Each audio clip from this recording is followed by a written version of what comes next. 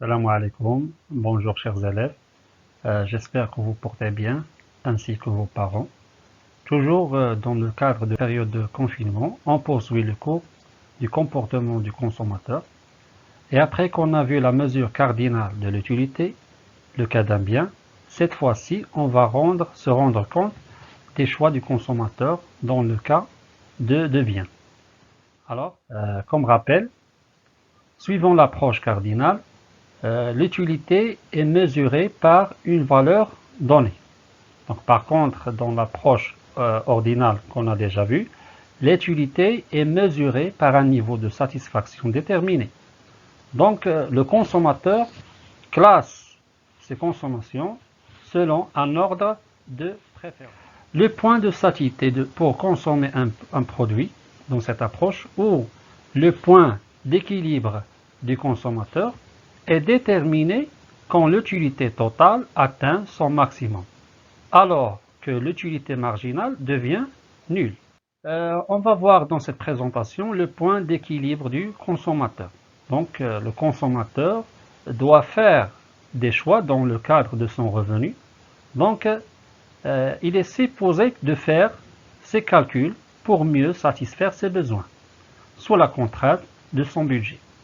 C'est pour cela qu'on doit calculer l'équilibre de consommateur ou la combinaison la plus satisfaisante pour lui. Donc, calculer l'équilibre de consommateur, on a deux cas. Il y a le cas du prix unique pour deux produits et il y a le cas du prix différent pour deux produits. Donc, premièrement, on va voir le cas du prix unique pour deux produits. Alors, on va prendre comme point de départ une situation. Monsieur Ali a le choix pour son petit déjeuner entre diverses combinaisons de consommation de petits pains au chocolat et de café au lait, soit les données suivantes. Donc ici, on a un tableau.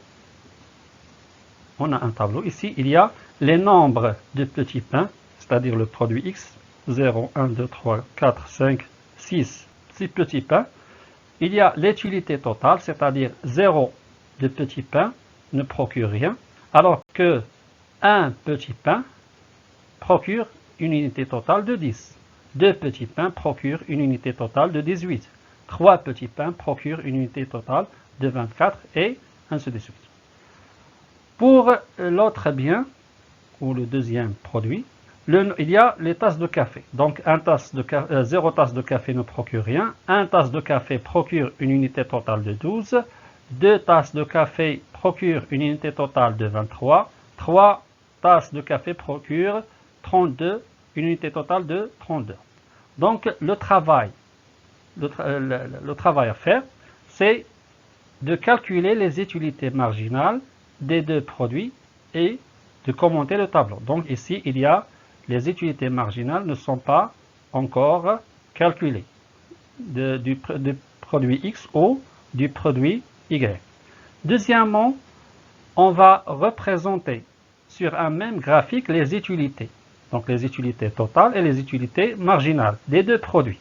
Donc on va présenter l'utilité totale du produit X, c'est-à-dire les petits pains, et les utilités totales des tasses de café. Ensuite, on va présenter l'utilité marginale du produit X et l'utilité marginale du produit Y. Troisièmement, on va déterminer par calcul l'équilibre du consommateur, sachant que le budget alloué à ce petit déjeuner est de 18 dirhams, pour un prix de 2 dirhams un petit pain et 2 dirhams une tasse de café. Donc, on va calculer les utilités marginales. Donc, comme on a déjà vu, l'utilité marginale, c'est l'utilité supplémentaire de chaque unité. Donc, l'utilité supplémentaire de chaque unité additionnelle des deux produits, c'est-à-dire les doses ou les unités ajoutées de tasses de café ou de petits pains. Donc, pour calculer les utilités marginales, nous allons appliquer la relation de l'utilité marginale que nous avons déjà vu.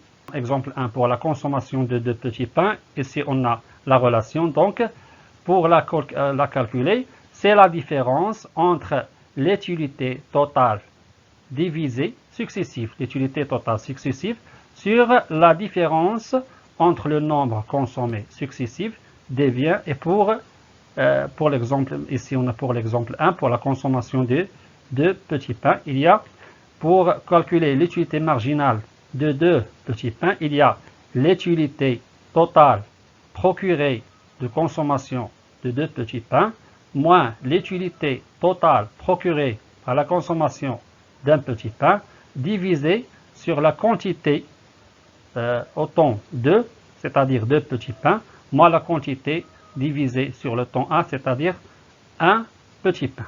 Donc ici, il y a 18 moins 10 divisé sur 2 moins 1 dans le tableau ici. Donc l'utilité totale ici, donc on doit calculer cette utilité totale 8. Il y a l'utilité totale de 2 moins l'utilité totale 1 sur la quantité x2 moins la quantité x1 est égale à 8. Comme vous voyez ici. La même chose pour les autres utilités marginales. Par exemple, pour trouver cette utilité marginale, on a fait 24 moins 18 sur 3 moins 2, on a trouvé 6. La même chose ici, 28 moins 24 sur 4 moins 3, en 3, on a trouvé 4. Et la même chose pour les utilités marginales du produit X et la même chose pour l'utilité marginale du produit Y. Donc, comme commentaire pour le tableau, comme vous voyez, les utilités marginales. Ici, on a 10, 8, 6, 4, 2, 0. Ici, l'utilité marginale du produit Y, 12, 11, 9, 7, 4, 0. Donc, comme vous voyez, l'utilité marginale décroît. Donc, il y a une baisse ici, jusqu'à quoi? Jusqu'à que l'utilité marginale devient nulle, comme le produit X et le produit Y. Donc ici, la même chose, l'utilité marginale décroît jusqu'à qu'elle devienne nulle. Cela est dû à la saturation, donc la saturation du consommateur. Il y a une saturation progressive des besoins de l'individu au fur et à mesure de la consommation. Ici, il y a jusqu'à qu'il atteigne 0. Donc ici, il y a une saturation du consommateur. La même chose, ici, il y a une saturation jusqu'à qu'il devienne nul. Alors, la présentation graphique est faite sur un repère, ici. Il y a l'axe des abscisses qui détermine les quantités consommées, soit des tasses de café ou de petits pains, et les utilités ici qu'on va prendre les utilités, on va prendre les utilités marginales et les utilités totales.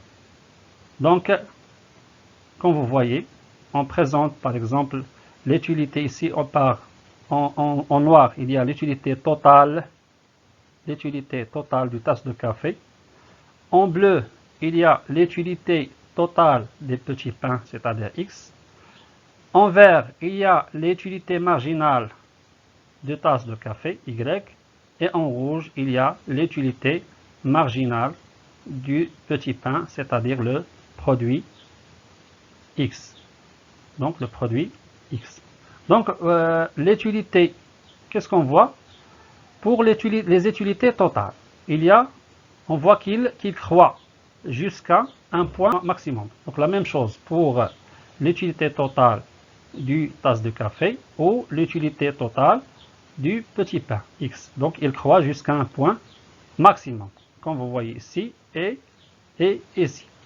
Pour les utilités marginales, on voit qu'il décroît jusqu'à un point qu'il devient nul, 0, c'est-à-dire atteint 0. Donc la même chose pour l'utilité marginale X et l'utilité marginale Y. Donc Donc, et cela, comme on a déjà vu, est dû à la saturation progressive des besoins de l'individu au fur et à mesure du consommation.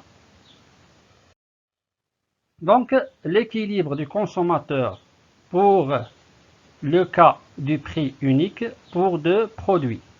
Donc, il suffit, pour trouver l'équilibre du consommateur pour le cas du prix unique pour deux produits, c'est-à-dire le point d'équilibre ou la combinaison adéquate pour mieux satisfaire le besoin du consommateur.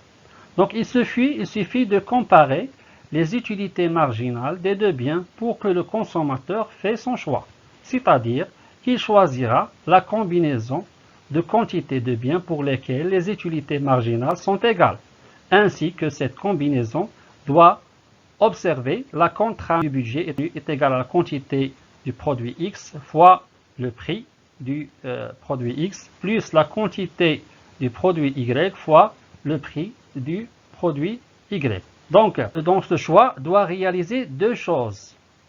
Il y a les utilités marginales des deux biens qu'ils soient égales et quand on remplace les variables de l'équation de budget par ces valeurs doivent être exactes. Donc on va trouver la combinaison et la combinaison qu'on a trouvée doit réaliser cette équation. Revenons à notre situation. Pour notre situation, en regardant le tableau, on trouve l'utilité marginale quand l'utilité marginale du produit X est égale à l'utilité marginale est égale Y. Ici, on voit ici l'utilité marginale est égale à 4 et ici l'utilité marginale est égale à Y. Donc c'est le choix. Donc l'équilibre est assuré par la consommation de quoi? De 4 petits pains ici et de 5 de tasses de café. Donc pour le choix, comme on a déjà vu, on va voir les utilités marginales quand ils soient égales. Donc ici on voit 4 et ici 4. Donc 4 c'est pour la consommation de 4 petits pains et 4 ici pour la consommation de 5 tasses de café. Et pour la contrainte du budget qui est 18, on va vérifier. Donc 4 fois le prix du petit pain, c'est-à-dire 2 dirhams, plus 5 fois le prix du tasse de café, 2 dirhams aussi, le même prix, est égal à 18. Donc la combinaison observe la contrainte du budget. Donc c'est cette combinaison qui observe la contrainte du budget. R est égal à quantité de X fois le prix plus la quantité du Y fois. Maintenant, le point d'équilibre du consommateur, on va calculer l'équilibre du consommateur pour le cas du prix différent pour deux produits, c'est-à-dire c'est le deuxième cas. Donc, prenons ou supposons la même situation précédente, mais le prix est différent. Par exemple, le prix de petit pain est égal à 2 dirhams et le prix de tasse de café est égal à 3 dirhams et un budget de 15 dirhams. Donc, les données ici, c'est que il y a le petit pain de 2 dirhams, tasse de café 3 dirhams, un budget de 15 dirhams. Dans ce cas, donc il y a le cas ici de prix différents des deux biens, il ne suffit pas de comparer les deux utilités marginales. Mais, je souligne, dans ce cas, il ne suffit pas de comparer les deux utilités marginales. Mais, il faut les pondérer par les prix des produits. Il faut les pondérer par les prix du produit. Pondérer par le prix X, c'est donner une valeur résultant de la relation de l'utilité marginale avec son prix, c'est-à-dire l'utilité marginale sur le prix. Donc ici, c'est la pondération, par exemple la pondération du produit X. Qu'est-ce qu'on fait? L'utilité marginale est divisée sur le prix. Donc, comme on a trouvé déjà, par exemple, l'utilité marginale est 10, on va la pondérer par le prix qui est 2, donc 10 divisé par 2 est égal à 5. 8 divisé par 2 sur le prix du pain est égal à 4, et ainsi de suite. La même chose pour la pondération de l'utilité marginale du tasse de café. Par exemple, on a 12, le prix du tasse de café est égal à 3, donc 12 divisé par 3 est égal à 4. 11 divisé par le prix, qui est 3, est égal à 3,67. 9 divisé 7, et ainsi de suite. Donc ici, il y a une pondération. Donc, comme vous voyez ici, donc, ce sont les valeurs du pondération. Alors, l'équilibre. Pour ce cas, l'équilibre est réalisé en égalisant les deux utilités marginales pondérées. Donc, je souligne, l'équilibre est réalisé en égalisant les deux utilités marginales pondérées. C'est dans le pré-égaux. Donc, qu'est-ce qu'on a fait? On a cherché quand les utilités marginales sont égaux. Mais dans les deux, les prix différents, donc qu'est-ce qu'on va chercher? Quand les utilités marginales des deux produits sont égaux. Donc ici, qu'est-ce qu'on voit? Il y a 3 ici et 3 ici. Donc ici. Donc, qu'est-ce qu'on voit? Ici, il y a la consommation de 3 petits pains. Et ici, il y a la consommation de 3 tasses de café. Donc les deux produits ont la même utilité marginale pondérée, à savoir 3 pour les niveaux de consommation. X est égal à 3 et Y est égal à 3. Donc, pour la contrainte du budget est égal, qui est 15 dirhams, et le prix du X est égal à 2 dirhams, et le prix du Y est égal à 3 dirhams, on va vérifier la relation ou l'équation du contrainte du budget. Le revenu est égal à quantité du produit X fois le prix du produit X plus la quantité du produit Y fois le prix du produit Y. Donc, on vérifie 3,2 plus 3 fois 3 est égal à 15. Donc, il est vérifié. Donc, à l'équilibre est égal. Donc, dans le cas de l'équilibre, l'utilité marginale du produit X est divisé sur le prix du produit X est égal à l'utilité marginale du produit Y divisé sur le prix du produit Y est égal à 6 sur 2 est égal à 9 sur 3 est égal à 3. Donc, la combinaison adéquate, c'est 3 petits pains et 3 tasses de café, et la combinaison qui procure l'utilité totale la plus élevée pour... Alors, comme récapitulation, le point d'équilibre du consommateur, on a deux cas. Le cas du prix unique pour deux produits et le cas du prix différent pour deux produits. Pour le cas unique, pour le cas du prix unique pour deux produits, on va comparer les utilités marginales des deux biens. Ensuite, on va choisir la combinaison de quantités de biens pour lesquelles les utilités marginales sont égales. Pour le deuxième cas, on va comparer les utilités marginales pondérées, c'est-à-dire l'utilité marginale divisée sur les prix, et on va choisir la combinaison de quantités de biens pour lesquelles les utilités marginales pondérées sont égales. Donc merci chers élèves pour votre attention et à une autre séance, Inch'Allah. Salam alaikum.